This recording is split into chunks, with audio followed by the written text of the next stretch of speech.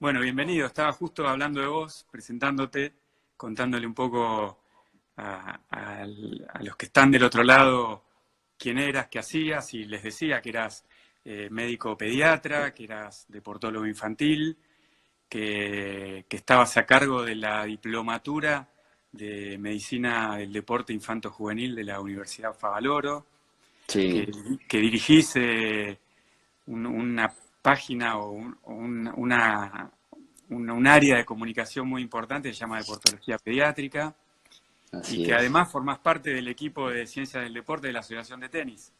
Sí, sí, la verdad que sí. La verdad que desde el año pasado, cuando empezamos a juntarnos con todo ese staff de grosos, ¿no? que formaste, empezamos a ver muchas cosas, estas cuestiones de lo colaborativo, ¿no? De empezar a trabajar en equipo, de aunar esfuerzos, conocimientos y ver que las cosas así siempre es mucho más fácil, ¿no? Que la cuestión está del llanero solitario, ¿no? Sí, y empezar a entender algunas cuestiones y que todos podamos hablar, en definitiva, el mismo idioma. Y Sí, esto que vos siempre decís, y que es una frase tuya, que los chicos no son adultos en miniatura y tal que cual. todos los que trabajamos en este equipo y todo el mundo de las ciencias del deporte es algo que también tiene que empezar a entender. Eh, Sí, sí, eso sí es fundamental porque un gran problema que tenemos en el deporte infanto-juvenil en nuestro país es que muchas veces las categorías formativas son vistas, ¿no? por los profesionales como un trampolín hacia lo profesional, ¿no? Hacia ir en busca de una primera división de fútbol, un plantel superior de rugby, etcétera, etcétera. Y nosotros tenemos que pensar que son poblaciones completamente diferentes. Entonces, el que le gusta el infanto juvenil tiene que dedicarse al infanto juvenil. Y es entender una cuestión estructural diferente, fisiológica, cognitiva, ¿no? Entonces, es como son mundos separados. Yo siempre doy como ejemplo que si un bebé, por ejemplo, tiene bronquiolitis, los padres lo llevan al pediatra, no lo claro. llevan a un médico gerontólogo. Bueno, y con esto es más o menos lo mismo. Bien, bien. Está bueno aclararlo porque históricamente el médico deportólogo infantil, o históricamente no, pero hasta hace un tiempo no era una especialidad que muchos médicos transiten. En realidad el deportólogo era uno solo y era el de adultos. Tal cual, tal cual. Si querés, para lo formal sigue siendo así.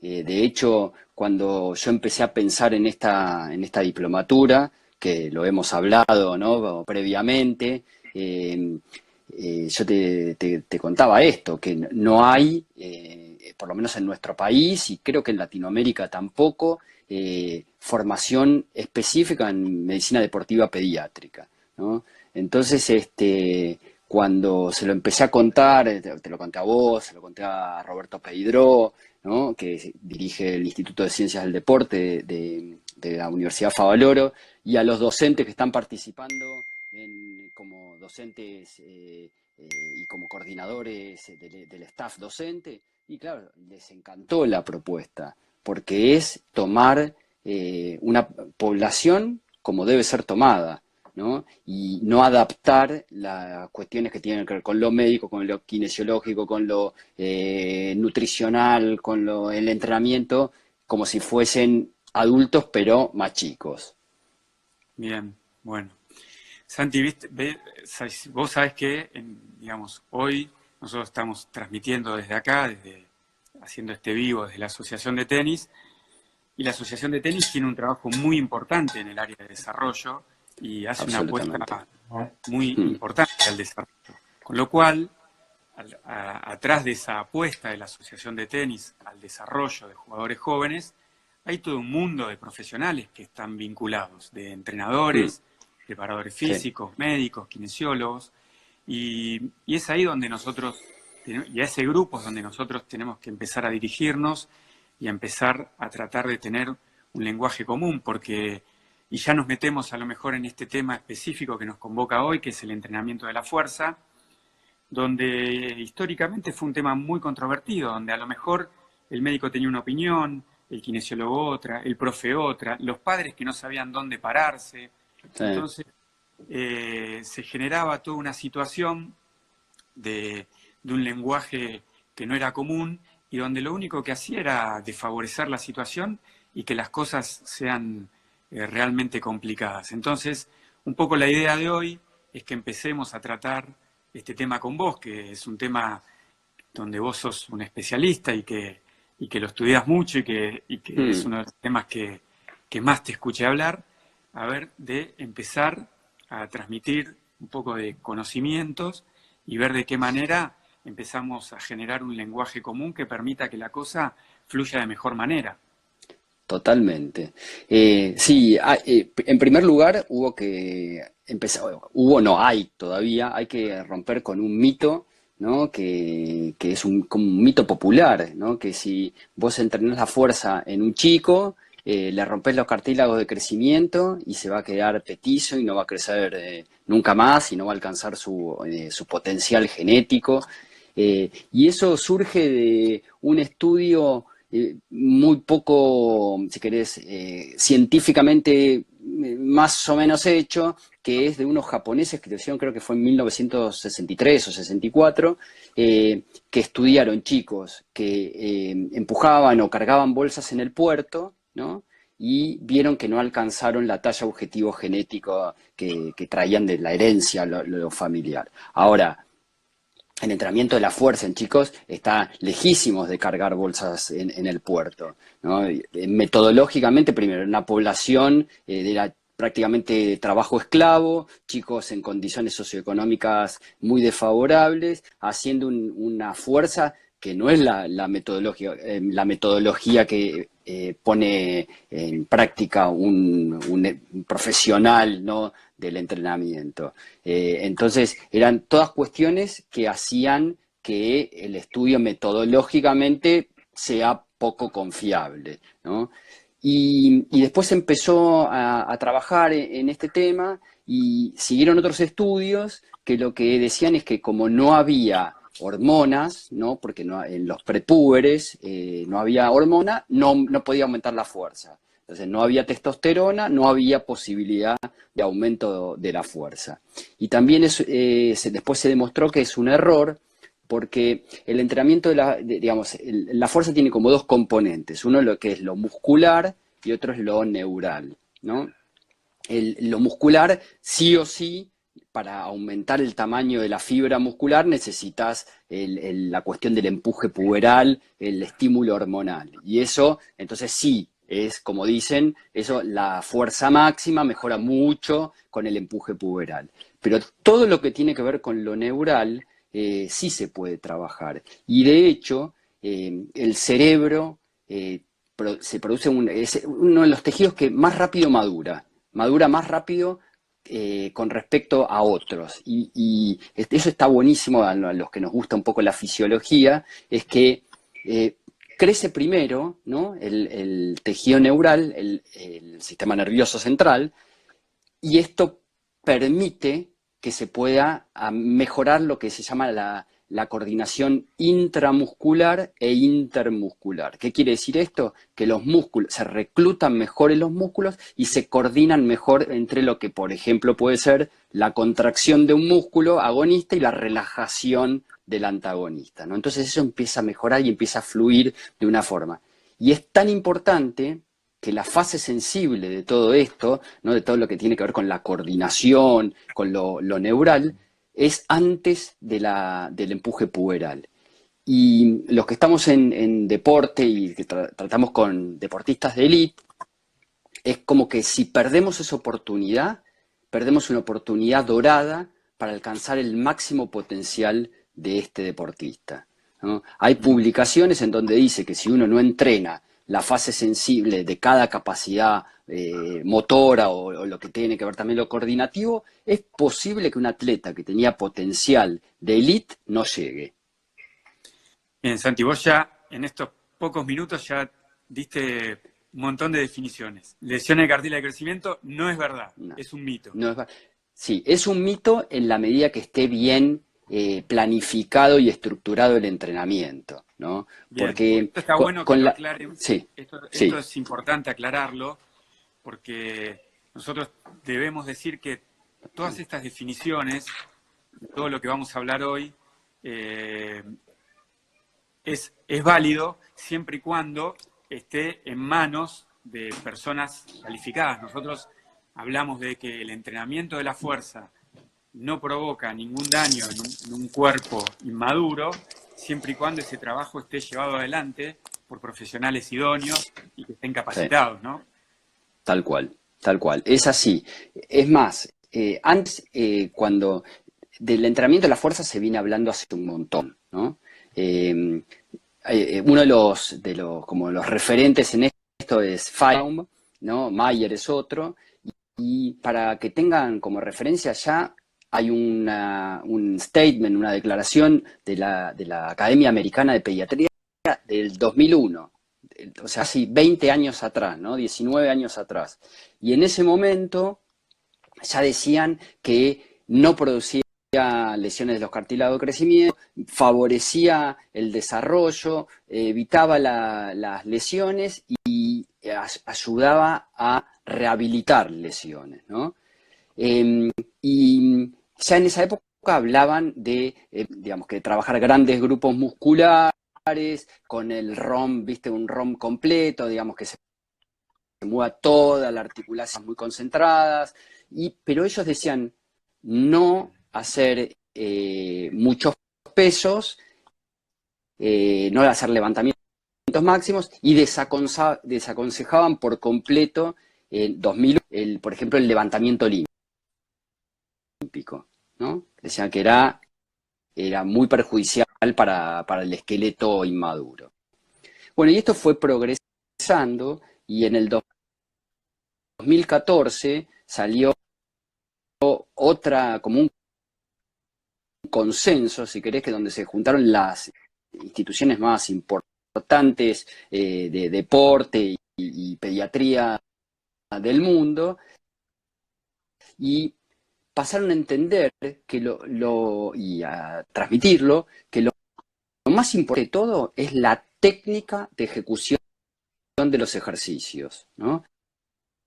En donde el peso es algo secundario. Si la técnica se ejecuta bien, no hay casi posibilidades de lesión. Empiezan como a haber muchas preguntas que tienen que ver con eso, con el tema lesiones. Entonces, una pregunta que surge es, bueno, ¿cómo se relaciona el entrenamiento de la fuerza con las lesiones? Más que nada teniendo en cuenta este esqueleto inmaduro todavía, que está en desarrollo, cómo convive el trabajo de la fuerza con esto de las lesiones de crecimiento.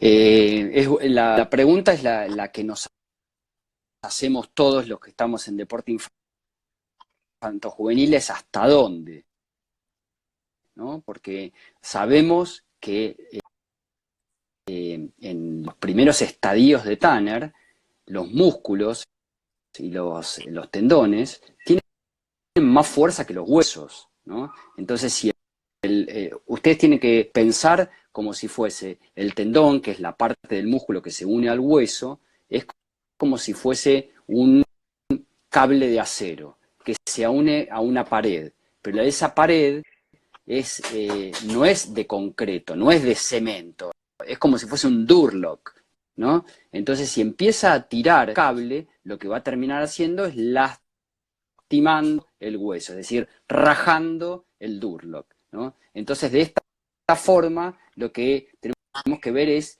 hasta dónde podemos ir exigiendo o entrenando la intensidad con las cargas, ¿no? Y que no le produzca una lesión, ¿bien? Y acá vuelve otra vez este concepto de trabajo en equipo, ¿no? Y cómo dosificar las cargas, porque es ¿Se, entre- importante se que haya entendió el concepto? ¿O escucharon? una muy buena comunicación entre entrenador, preparador físico, médico, kinesiólogo. Diego, ¿y todavía? Sí, estás, te escuchamos.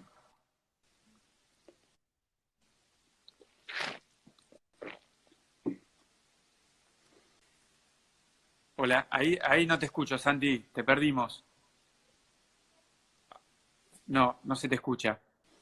A ver, Sí, sí. ahí sí, ahí sí, ahí. No, lo que es importantísimo en eso es que primero que se arme el circuito, ¿no? Donde los chicos tengan y que está bueno que sepan digamos, que hay publicaciones de sociedades científicas. Y yo no llegué a contar, en Argentina está la de la Sociedad Argentina de Pediatría, que hizo una publicación, creo que fue en fines del 2018, que está muy bien la publicación como material de difusión, está buenísimo para que lo lean, incluso los que tienen inconvenientes a veces, viste, con sus pediatras o a veces traumatólogos que no están de acuerdo con el entrenamiento de la fuerza, bueno, ahí hay un aval de una sociedad científica. ¿Y qué sociedad científica? La Sociedad de Pediatría que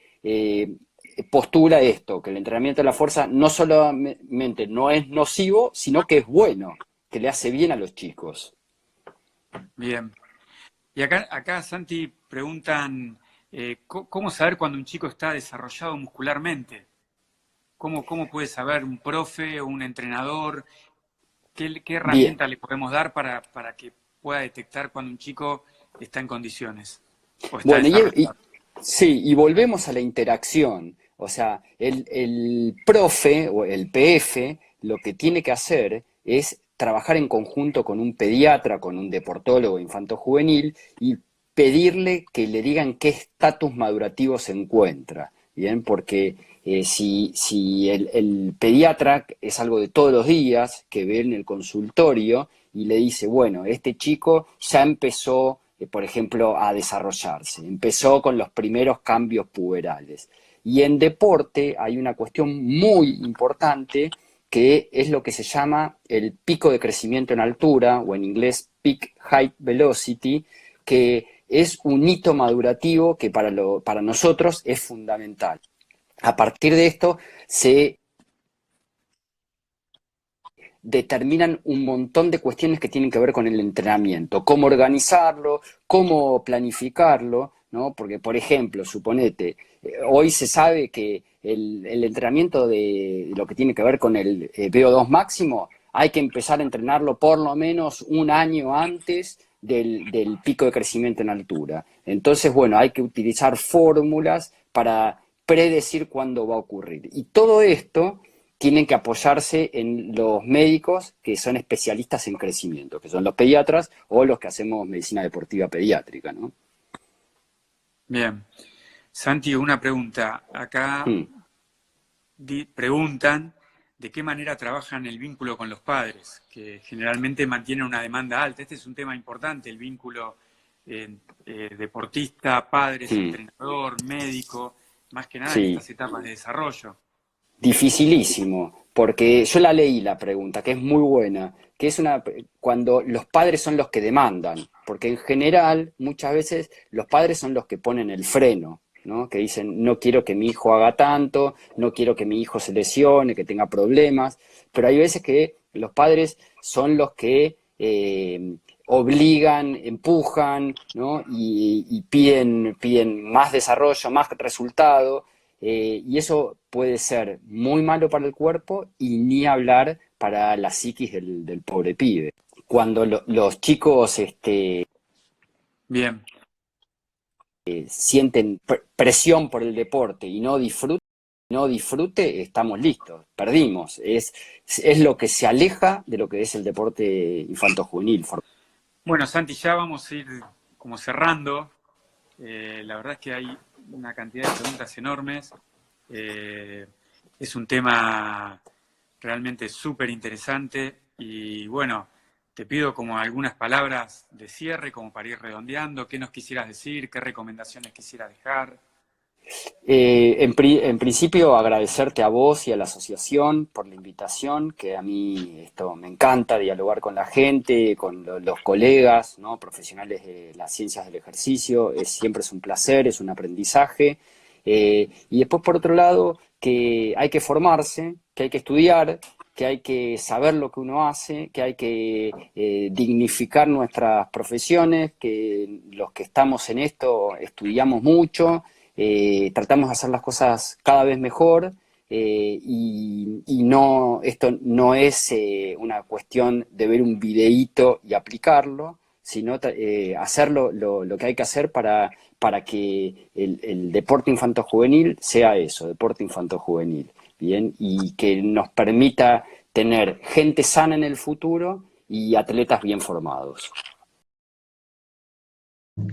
Trata- Tratando de salvar los errores técnicos que tuvimos en la conversación del otro día, ¿no? Sí, sí, más que nada en la última parte de la charla que tuvimos algunos problemas de conexión, así que ahora la idea es, a lo mejor vos que nos hagas un comentario de lo que quieras, de lo que te parezca interesante, y después hacerte varias de las preguntas que fueron llegando, que fue un poco la parte más, que tuvimos más problemas técnicos, así podemos darle respuesta a todos los interrogantes que planteó la gente.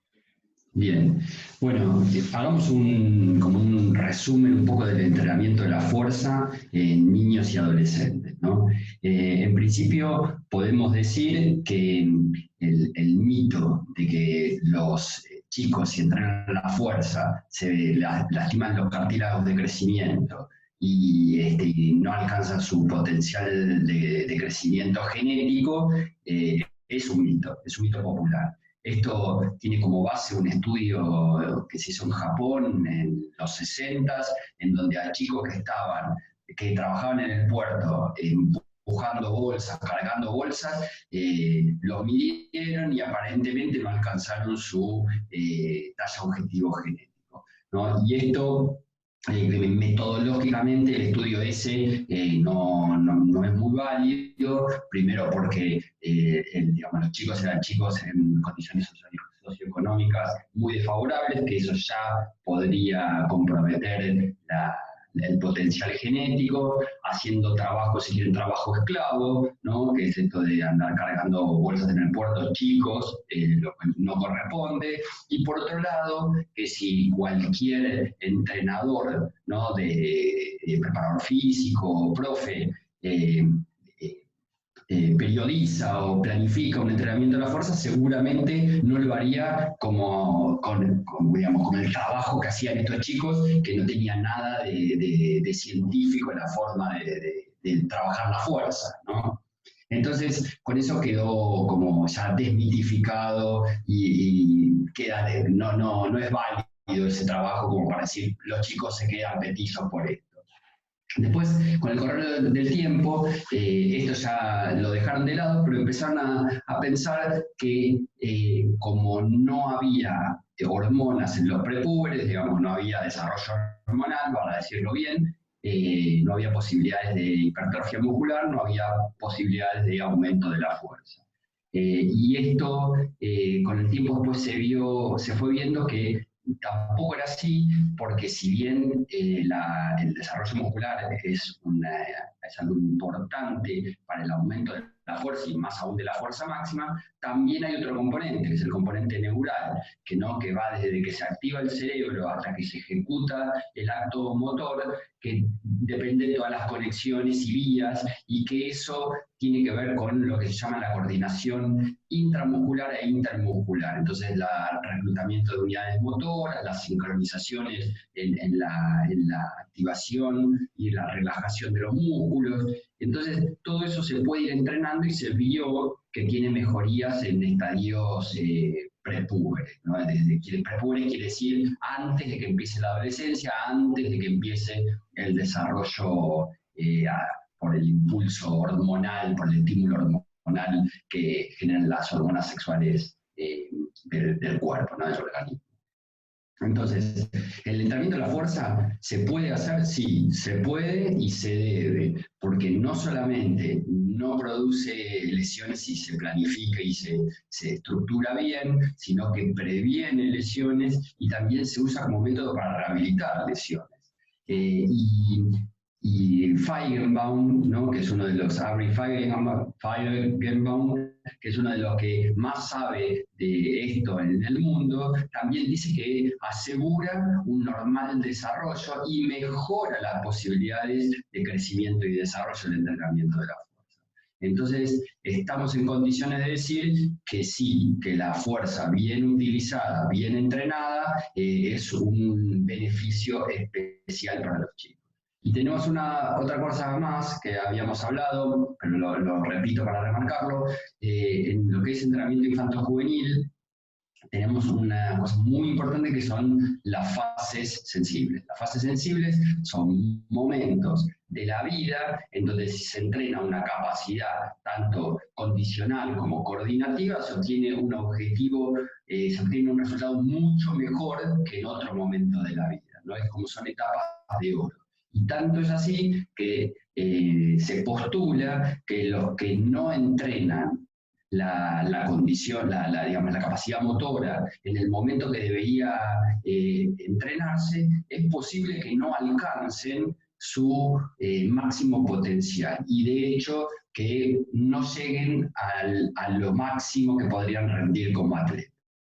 Entonces, la fuerza la tenemos que entrenar. La tenemos que entrenar ¿cómo? De una forma que esté metodológicamente aprobada, científica, con personal idóneo, que esté formado en deporte infanto-juvenil, que no adapte las cuestiones del adulto al chico, ¿no? Y que tenga objetivos claros y metodologías digamos, y planificaciones bien precisas.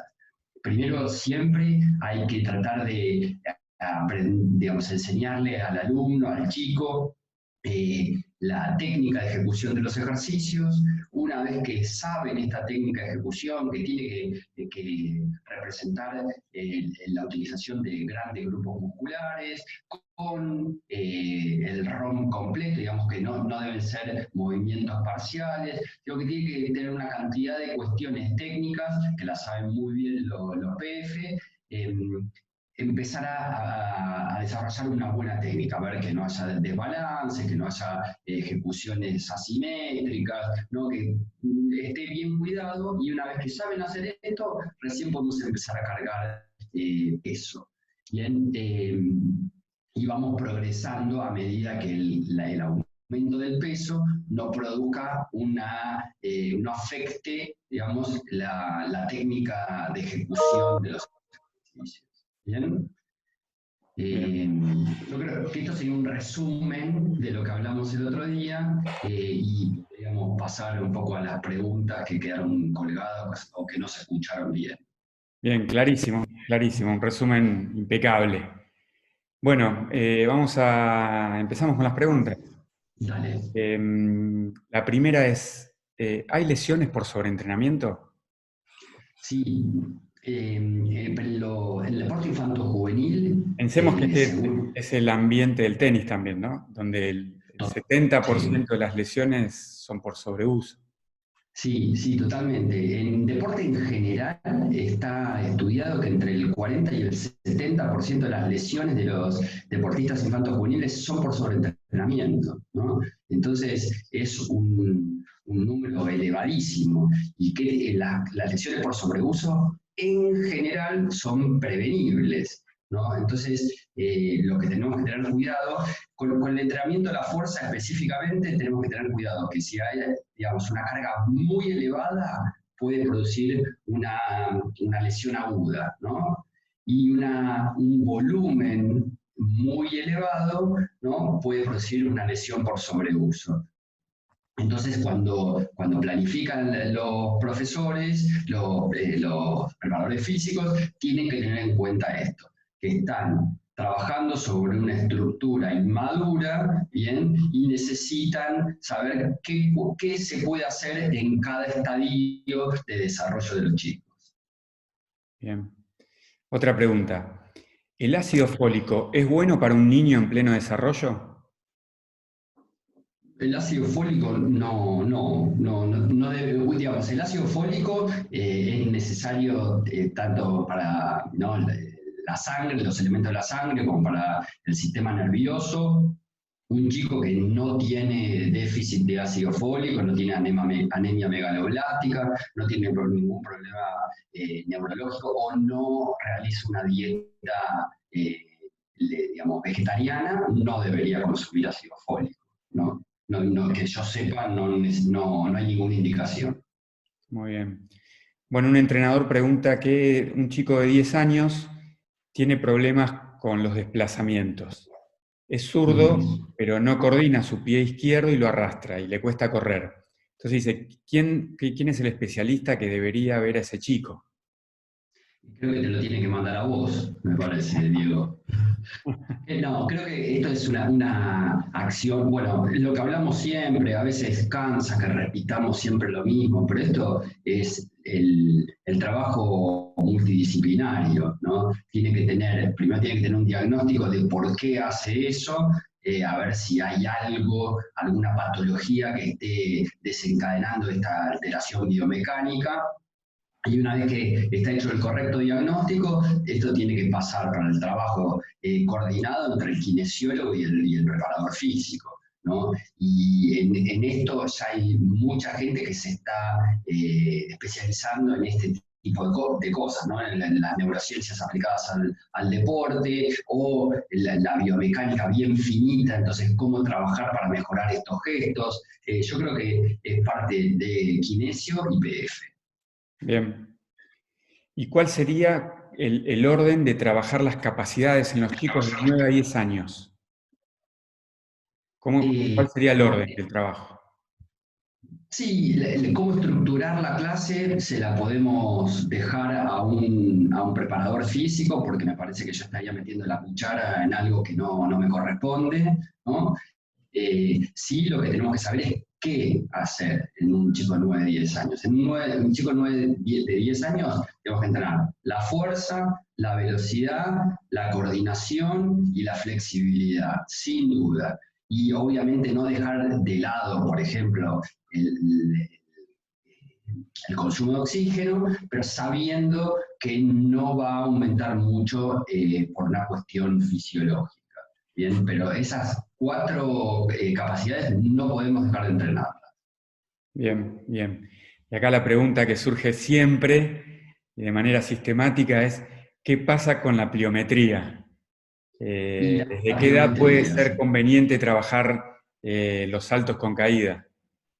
sí, la pliometría es algo que genera un estrés muy grande en el organismo, ¿no? Y tiene una demanda estructural grande. Entonces, lo que preferimos en general es que esto se deje para estadios de más desarrollo, ¿no? Cuando primero los chicos ya han pasado por el aprendizaje, la técnica, los ejercicios, el desarrollo de la fuerza, ya haber trabajado siquiera hasta la fuerza máxima, la fuerza potencia, y después recién pasar a la pliometría. La pliometría no es que está prohibido, porque como ya lo hablamos esto, cuando uno jugaba al rango, este juego de ir saltándose, está haciendo pliometría. Pero una cosa es un juego divertido que dura poquitos minutos, y otra cosa es una cuestión, un entrenamiento estructurado, no sé, 2 3 veces por semana, hacer saltos, caídas, etcétera, que puede generar un estrés en una estructura inmadura que no queremos. Bien. Otra pregunta, ¿cómo se puede cuantificar los trabajos de fuerza respecto a las fases del desarrollo? Trabajo de fuerza y etapas de Bien. desarrollo, ¿cómo cuantificar la fuerza o qué trabajos de fuerza poder hacer en cada Sí, una de las fases o cómo dosificarlo? bien. La cuantificación, si hay un PF que está viendo la charla, creo que no quiero meterme en el campo de ellos, pero no, lo que tenemos que saber es el volumen, la intensidad, los descansos y la velocidad de ejecución, ¿no? Ahora no solamente se habla de la cantidad de kilos movilizados, sino cómo se movilizan, a qué velocidad. Entonces, lo que tenemos que lograr primero es movimientos que sean bien ejecutados. Saben que los chicos en los prepubres, el reclutamiento de la fibra tipo 2, las fibras rápidas, es menor, no hay todavía mucha utilización de ese tipo de fibras. No es que no las haya en el cuerpo, sino que el cuerpo prefiere utilizar otras, las tipo 1, ¿y eso por qué? Porque las tipo 1 son oxidativas, ¿no? Y las tipo 2 son más glucolíticas, y el sistema energético de los chicos es mucho más oxidativo que el glucolítico. Entonces, la naturaleza es sabia y decide primero tomar la utilización de las fibras que va con el sistema energético propio de la edad. Entonces, lo que tenemos que hacer es hacer entrenamientos, no buscar gestos muy explosivos al principio y ir progresando en la medida que va desarrollándose el chico, ¿no? Es decir, a medida que van progresando en los estadios de Tanner y si quieren hasta lo podemos hacer con madurez biológica, con una radiografía de la muñeca izquierda para determinar cuál es su edad esquelética, ir aumentando las cargas y la velocidad de ejecución. Y a edades tempranas, ¿qué se recomienda más? ¿La fuerza-potencia o la fuerza-resistencia? Y yo les diría que en principio que empiecen por la fuerza-resistencia, porque lo que necesitamos es... acá hay dos temas, ¿no? que yo siempre les explico fundamentalmente a los padres, ¿no? Que siempre vienen los padres y tienen el temor de que si los chicos pueden hacer pesos, levantar pesas. En primer lugar, digamos que entrenar la fuerza no es solamente levantar pesas, o sea, puede ser trabajar con el propio cuerpo, trabajar con bandas elásticas, con diferentes métodos que no siempre es verlos con barras y mancuernas. Bien, eso es lo principal. Y tener en cuenta que hay dos formas de que si un chico aprendió a hacer bien técnicamente un ejercicio y lo empieza a ejecutar bien, le vamos cargando peso, hay dos formas de que se distorsione esta ejecución de los ejercicios, esta técnica de ejecución.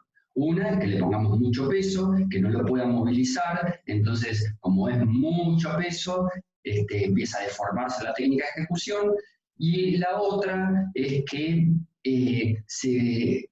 el músculo se fatigue, ¿no? Entonces, si nosotros le hacemos hacer, suponete, no sé, 30 repeticiones, 6 series de 30 repeticiones, seguro la ejecución de la repetición 1 y la 30 no va a ser la misma, porque el músculo se fatigó y empieza a deformarse la técnica. Entonces son las dos cosas que tenemos que tener en cuenta cuando tratamos de indicar un ejercicio, una cantidad de peso, cantidad de repeticiones. Bien. Otra pregunta. Si todavía el chico no tiene un desarrollo neuronal maduro, ¿cómo puede llegar a la perfección técnica para que no sea perjudicial el trabajo? ¿Cómo llegaría a la perfección técnica si todavía no tiene un desarrollo neuronal maduro? Esa pregunta la leí en el día del live que hicimos, del vivo, y me pareció espectacular, me pareció de las mejores preguntas. Bueno, es progresivo. Lo que uno tiene que hacer es ver cómo está el chico en cuanto a estatus madurativo, ¿no? Esquelético, cómo está, qué estado fisiológico se encuentra, lo cognitivo, lo motivacional, y ver con todos eso, mezclando todo, haciendo, si quieren, una ensalada de todos estos temas que recién mencioné, es ver para qué está listo un chico, ¿no? Entonces, le vamos pidiendo ejercicios, ¿no? que coordinativamente los puede ejecutar, ¿no? Entonces, hay publicaciones sobre, por ejemplo, también de Feigenbaum, sobre cuándo se puede empezar a entrenar la fuerza, ¿no? Y él dice que más o menos a los 7 años podría hacerse estructuradamente el entrenamiento de la fuerza, pero siempre y cuando el chico pueda entender qué es lo que se le está pidiendo. Porque a los 7 años un chico está para jugar, no para ser, ¿no?, una cosa súper estricta y obsesiva de cómo ejecutar el ejercicio y que no metas la rodilla, que cuidado con el hombro. Entonces, esto no nos tenemos que olvidar que los chicos lo que quieren en general es jugar, ¿no? Entonces, tenemos que adaptar nuestros planes de entrenamiento a las posibilidades biológicas y cognitivas de los chicos. Bien, interesantísimo. Otra pregunta, ¿cómo equilibrar el trabajo de fuerza para no generar acortamientos? Bueno, esa también está buena, fundamentalmente porque cuando se va produciendo el crecimiento de un chico, primero en general crecen, digamos, cuando se produce más que nada el pico de crecimiento en altura, se produce un estiramiento de los huesos que va acompañado después por los músculos y tendones. Entonces, lo que hay que hacer es estar atento al estatus madurativo del chico. Si se ve que está en el pico de crecimiento en altura, es el momento en donde sacamos el pie del acelerador en algunos puntos, ¿no?, en algunas capacidades motoras, y tenemos cuidado porque eso va a producir acortamientos, va a producir alteraciones biomecánicas y va a hacer que los tendones tiren de sus inserciones en los huesos, ¿no?, y fundamentalmente en las apófisis, y esto puede generar apofisitis por tracción y llegar al máximo exponente, que es la abulsión ósea. Bien, acá hay otra pregunta que dice que, ¿qué opinás de acomodar las clases por patrones de movimiento? Bueno, los patrones de movimiento es todo, ¿no? Es desde los patrones de movimiento más básicos hasta los más complejos, si quieren. Yo creo que es fundamental que, digamos, que tanto la clase de educación física como la preparación física en un deporte tiene que tener como núcleo central los patrones de movimiento y tienen que ser aprendidos para poder pasar a hacer otro estadio de complejidad. Bien. La manera de trabajar la fuerza en infantos juveniles sería predisponiendo la fuerza rápida por sobre las demás. Y sí, esto ya lo habíamos hablado, en principio empezar con esto. La fuerza rápida, pero teniendo en cuenta que se debe respetar siempre la técnica de ejecución. Bien. Y la última, te hago la última pregunta.